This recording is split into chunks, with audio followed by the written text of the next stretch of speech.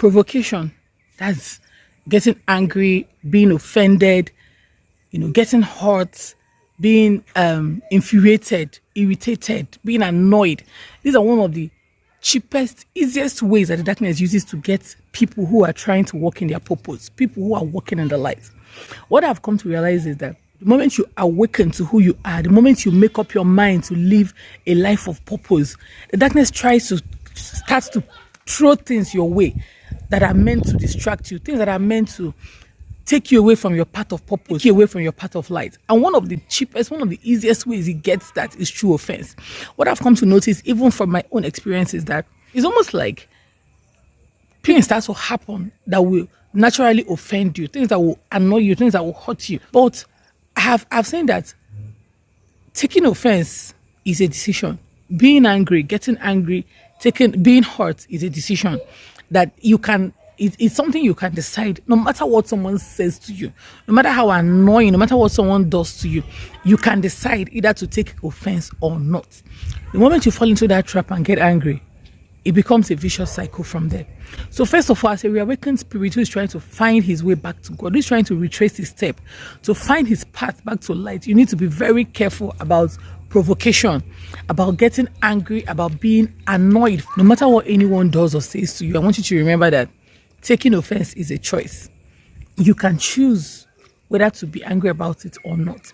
And then one other thing I have come to learn also in my spiritual growth process is that sometimes we'll find ourselves taking offense in solidarity, getting angry in solidarity. That is when someone is telling you something that someone else is doing that is not right. Now, this is a very big loophole for the reawakened spirit out there. For instance, someone is having an issue with a family member of theirs, a spouse, a child, a friend, someone who is connected to them, and they start to tell you about it. One of the things that happens is that if you're not careful, you find yourself getting angry in solidarity for them. For instance, a friend is constantly telling you how maybe the spouse is being abusive or being inconsiderate or treating them badly. If care is not taken, you will start to take offense for them. You will start to despise that person on their behalf. It happens to everybody. It's so automatic. Sometimes you can't even tell when it's happening. But you need to be very careful about this. When someone comes to you and is complaining about somebody of theirs, somebody who is connected to them, they're not happy about what somebody around them is doing, take that as a chance. It's an opportunity for you to help that person reconcile that issue. That's not the time for you to now sit down with them and start talking bad about the person. It's not the time for you to now really start reveling in how can this person do this kind of thing? Now what? Can you imagine? What rubbish. You start joining them, you start fanning the flames of their own anger. No. Mind you that even though you are not the person that is being annoyed, somebody is just telling you a story. Somebody just telling you what they're been through. It is an opportunity for you to help that person break that bond, break that chain of anger that is starting to build up in the person. It's an opportunity for you to help that other person to come out of that bitter line that person is trying to toe. That's not the time for you to now start reveling in that thing that happened with the person. Start talking about, can you imagine your husband did this, your wife did this, what nonsense. How can? Before you know it, tomorrow when you see that person that they were talking about, you start to feel a certain type of way about them. You may not even feel like greeting them. You may not feel like talking with them anymore. Why? Because that thing they have told you about that person has taken form in your head. Now, you reawakened spirit out there, I need you to be very careful about this. I'm talking from my own experience because these are mistakes that I made. I want you to know today, when someone starts to tell you something that anybody around them is doing, somebody is gisting you about a friend of theirs and what they did, is telling you about her husband, his wife, his children, and what have you, his in-laws, they did this, my mother-in-law, can you imagine what she did, this and that. Now, as a reawakened spirit, remember that your number one duty is to help people come closer to God. Your number one task is to bring people as close to God as possible. Now, every opportunity, every interaction with anybody, every transaction, any conversation is an opportunity for you to do just that. No matter how angry, no matter what that person is talking about, it's an opportunity for you to do just that. Now, when a person brings up that topic and starts to tell you these things, these negative things that are going on in their life, I want you to use that opportunity and realize one very vital thing that it took me a long time to realize myself. And it was only when I came to this realization that it all became clear to me how much of a mistake it is for me to join the person who is infuriated and continue to fan the flames of the fury, continue to fan the anger that is going on with the person. Now, let me tell you one thing. If somebody is angry with somebody of theirs, if somebody is embittered about what someone of theirs did, trust me, they can very well sit in that anger by themselves. They don't need to come and tell you. If somebody tells you, this is pure psychology, pure human psychology. If someone is coming to you to tell you about what somebody that is in their life did to them they don't like, the reason is because deep down within them, they want to do away with that anger, but they are not able to do it on their own. That is why they are telling someone else. It's almost like subconsciously, they are looking for help. They're looking for someone to help them get rid of that anger inside their hearts. But of course, the person is not going to come and tell you that, oh, I'm dealing with anger, I need you to help me. It's not going to come out that way. It's going to come out like, I can't even bear this person. I can't enjoy this person. Look at the nonsense she did. Can you imagine this? And then probably the person really wronged them. The person could really have wronged them, you know. But if you fall into the trap of following them to deal with that indignation, following them to revel in that pain, you're doing yourself a disservice and you're doing them a disservice as well. Because in that moment, it's a teachable moment. It's a moment you're supposed to use to turn this thing around. You know, just like I said, it took me a while to understand this thing myself.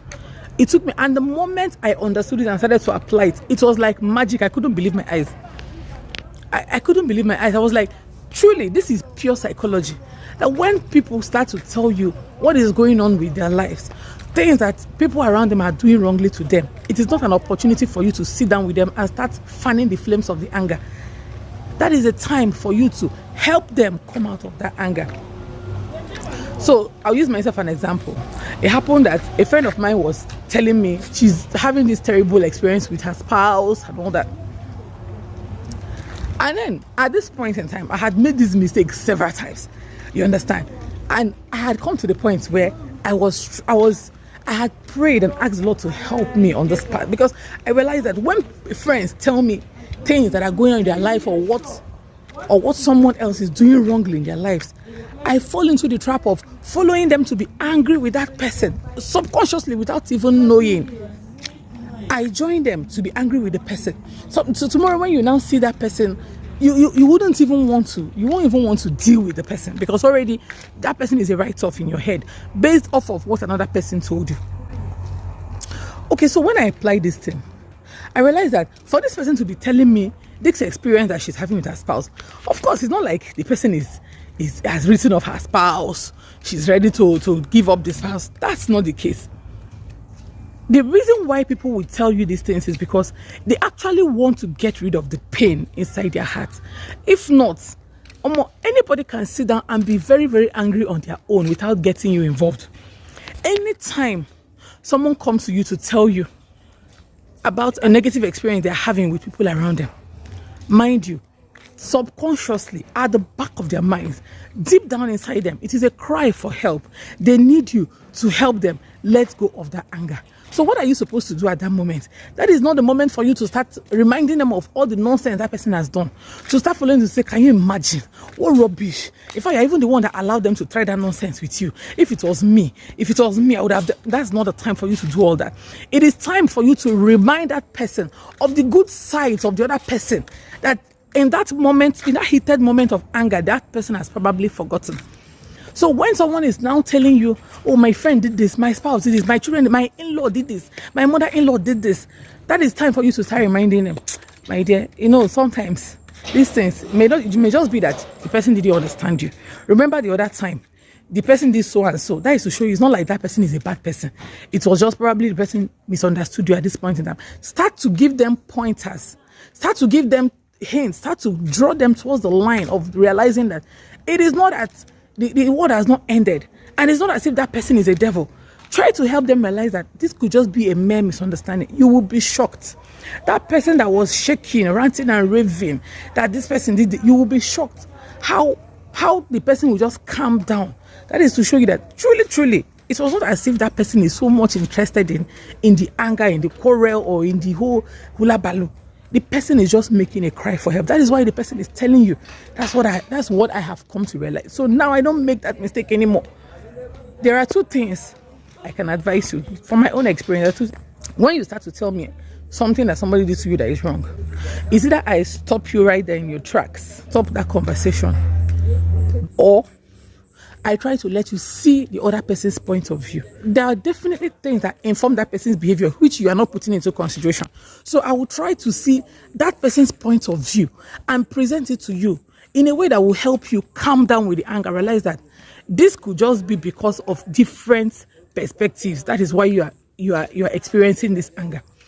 So as much as you can, stay away from provocation. Stay away from getting angry at people, either by yourself directly or indirectly through another person's own experience. As much as you can.